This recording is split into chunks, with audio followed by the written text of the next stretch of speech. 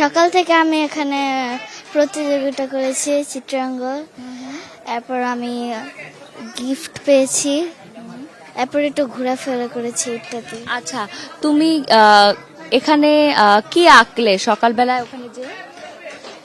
যেমন খুশি তেমন আঁকা।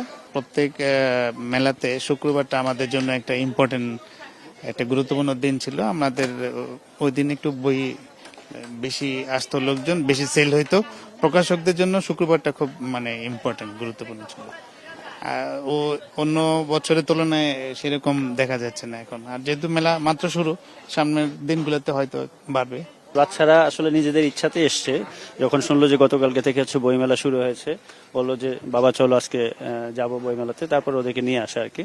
বেসিক্যালি ওই যে গল্পের বই এবং হচ্ছে যেহেতু আজকে মাত্র শুরু, আজকে ঘুরছে আর কি, দেখে যদি পছন্দ হয় হয়তো বই নেবে।